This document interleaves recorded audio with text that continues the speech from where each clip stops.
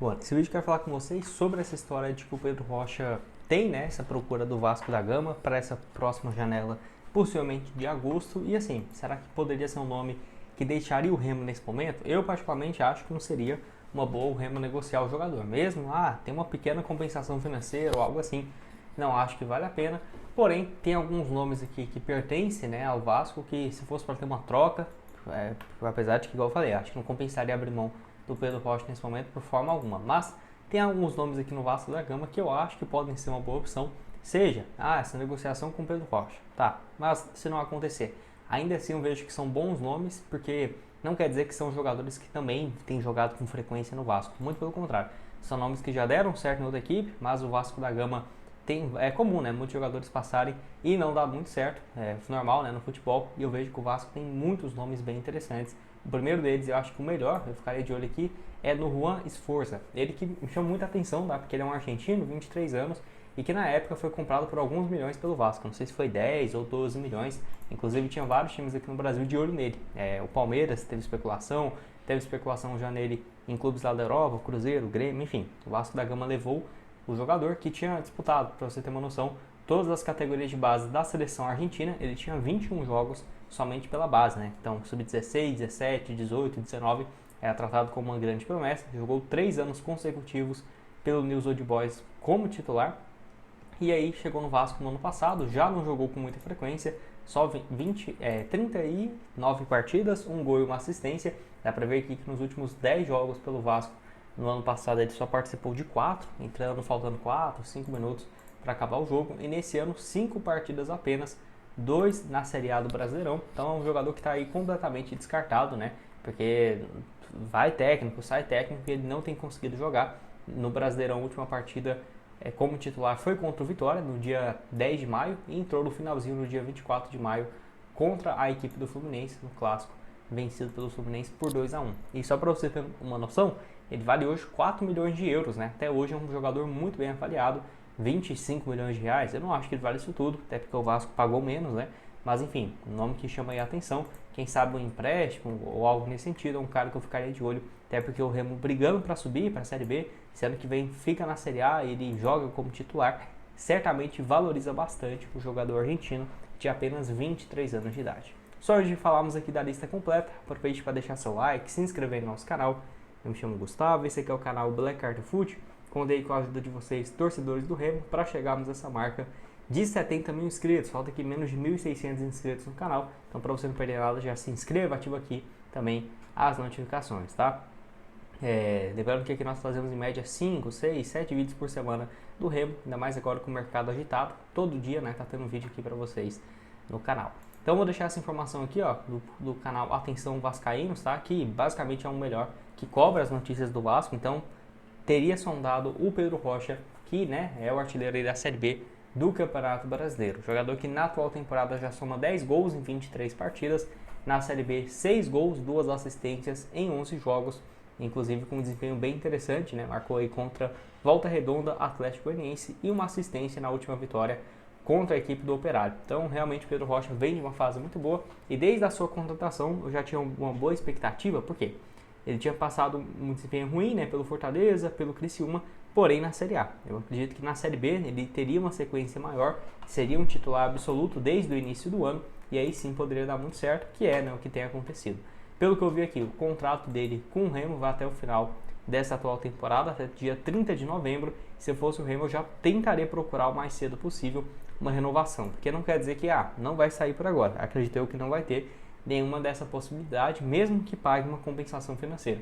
Porém, agora em julho ele já pode assinar um pré-contrato para assinar para o ano que vem, né? Então assim, a não ser que tenha uma cláusula, por exemplo, no seu contrato, o Remo conseguiu subir de divisão, ou mesmo que seja permanecer, ele renova automaticamente, porque aí protege, né, o clube, ainda mais um destaque como ele tem tido, só 30 anos de idade, até mesmo se o Remo quisesse pegar, né, uma compensação financeira, conseguiria tranquilamente. Lembrando que 10 gols em uma só temporada, ele não marcava desde aqueles 3 primeiros anos, né, lá pelo Grêmio, só para você ter uma noção, vinha de uma fase realmente bem ruim, o ponta, né, ponta esquerda aí, de 30 anos de idade. Vamos falar aqui então de mais um jogador do Vasco, para o vídeo não ficar muito longo, que é o Vitor Luiz, que seria uma opção aí de lateral esquerdo. Nome que, na minha opinião, tá fazendo hora extra já na Série A. Acho ele um bom jogador, mas para a Série B acho que ele seria uma boa opção.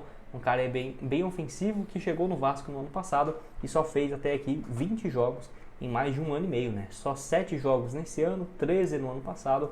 Lembrando que ele tinha passado também por outros clubes que conseguiu acessos. Curitiba em 2023, 41 partidas, 3 gols e uma assistência. Ceará em 2022 teve um bom desempenho também. É um lateral que participa bastante do ataque. Surgiu muito bem na base do Palmeiras, passa ainda bem pelo Botafogo, principalmente em 2017, quando o Botafogo chega na semifinal da Copa do Brasil. E aí 2018, né, vai para o Palmeiras, onde fica um tempo sendo um reserva imediato na lateral esquerda. Tem 31 anos, ficarei de olho aí também nessa opção, beleza? Mais um nome aqui que eu acho interessante seria do Lucas Oliveira para zaga, tá? 29 anos de idade, terminou o seu contrato com o Cruzeiro e ele foi, né, para o Vasco. Se eu não estiver enganado, teve uma pequena compensação financeira, porém, para você ter uma noção, ele só fez 7 jogos nesse ano, não jogou ainda no Brasileirão da Série A, então é mais um totalmente encostado. E é engraçado porque ele fez uma ótima Série B pelo Cruzeiro, né? Já vinha de 2 anos bem pelo Atlético Goianiense, jogou Série A pelo Atlético Goianiense, foi para o Cruzeiro em 2022, 49 jogos, 2 gols e 2 assistências. Fica 2023, onde participa de um início da Série A, mas não estava indo muito bem. É emprestado para o Valladolid da Espanha, e aí no Valladolid ele fica acho que 8 meses. Os 5 primeiros totalmente encostado como reserva, mas a reta final ali da primeira divisão, lá da Espanha, da segunda divisão, ele foi titular e ajudou o Valladolid a subir, né? Isso que foi engraçado, ele ajudou o clube a subir, porém acabou não continuando no futebol espanhol. Deixa eu ver se eu acho os números aqui, até porque o mesmo técnico, aqui ó, era sempre titular, 90 minutos, 90, as últimas 7 partidas, o mesmo técnico era o Pesolano, né, que trabalhou com ele no Cruzeiro na Série B. Só que aí o time subiu, acabou que pro nível técnico de primeira divisão, acho que ele realmente não daria conta de jogar na primeira divisão da Espanha, passou no futebol do Japão, não jogou muito bem, e aí voltou pro futebol brasileiro, pro Vasco, onde não tem conseguido jogar. Então eu acho que se fosse uma contratação para a primeira divisão, ficaria com o pé atrás. Na Série B, ele já provou que tem muita experiência, já conquistou 2 acessos, né, da segunda divisão, um título aí pelo Cruzeiro, nome que eu ficaria de olho, e que tem contrato longo com o Vasco. Então ele poderia emprestar tranquilamente até o final dessa temporada, vínculo até o final de 2026. Outro aqui seria o ponta esquerda, o Jean Meneses, acho que é isso a pronúncia, 32 anos, chileno, que não tem conseguido jogar pelo Vasco da Gama, tá? Então pode jogar de ponta esquerda, ponta direita, posição aí que o Remo precisa. E igual eu falei, independente, tá? Não vai ter negociação com o Pedro Rocha.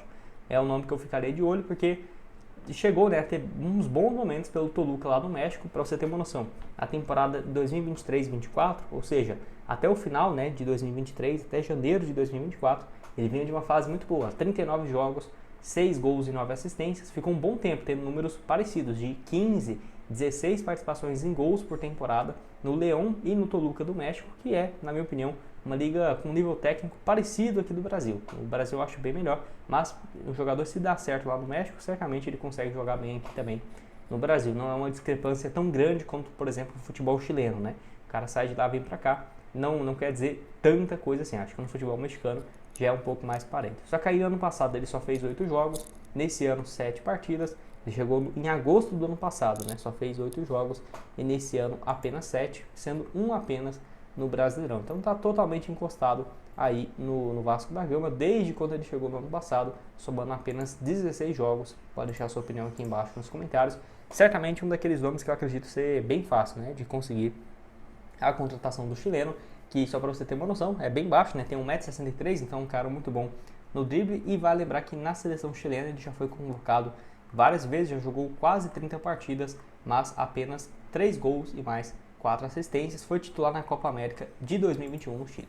E o último aqui também é o Alex Teixeira, que já teve especulações recentes. É um jogador que, na minha opinião, o Vasco tá fazendo hora extra com ele, né? Porque, na minha opinião, quando ele volta para o Vasco em 2022, naquela Série B, tudo bem, ele jogou, né, 15 jogos, 2 gols e uma assistência. Na minha opinião, naquele final de ano ele já não deveria ter ficado. O que mostra, na minha opinião, também um pouco da bagunça que é o Vasco da Gama, né? Aí 2023 na Série A, ele vai lá, joga só 34 partidas, 4 gols e 6 assistências. Na minha opinião, já não deveria ter ficado para 2023, porque ele tem um salário bem alto. 2024 só jogou 9 vezes e já iria sair, né? Só que aí chegou o Coutinho e tudo mais, aí falou que tinha uma boa relação com ele, né? Acho que o Coutinho e o Souza, volantes, que foram pedidos de contratação e ele volta para o Vasco, porque ele ficou 2025 livre do contrato e volta mais uma vez para o Vasco da Gama e não está conseguindo jogar, né? Então assim, é o nome, mais uma vez, se fosse para a Série A, jamais acho que seria uma boa opção, mas para a Série B, acredito eu que sim, tá? Porque pode jogar ali, na minha opinião, mais como um segundo atacante. Ponta, eu acho que ele não tem toda essa velocidade. Enfim, pode deixar sua opinião sobre essas opções que eu trouxe aqui para vocês, tirando um ou outro, né? Por exemplo, o Sforza aqui que vale muito mais, né? Aí eu acho que ficaria difícil de pensar na contratação em definitiva apenas por empréstimo. Os outros aqui eu acho que são bons jogadores, agregariam bastante para a Série B, né, do Campeonato Brasileiro, apesar de eu ter falado mal, né, de um ou outro. Eu falo, por exemplo, para a primeira divisão, né? Se o cara for jogar, por exemplo, no Vitória na Série A, eu acho que não seria uma boa. Mas para uma Série B pode ser que ele consiga, né, voltar bom futebol, igual foi o Pedro Rocha, que é o assunto principal aqui desse vídeo. Se fosse para vender ele no final do ano, por exemplo, você acha que pegaria quantos milhões, né? Até porque se fosse um time russo interessado, um árabe, um jogador de só 30 anos para o ataque, né, certamente valeria alguns milhões de reais. Vou deixar o link aqui embaixo para vocês também da Foot Fanatics, com várias opções de camisas do Remo, ó, que foram adicionadas recentemente, e outras sugestões de vídeos, tudo aqui na tela final para vocês. Valeu, galera!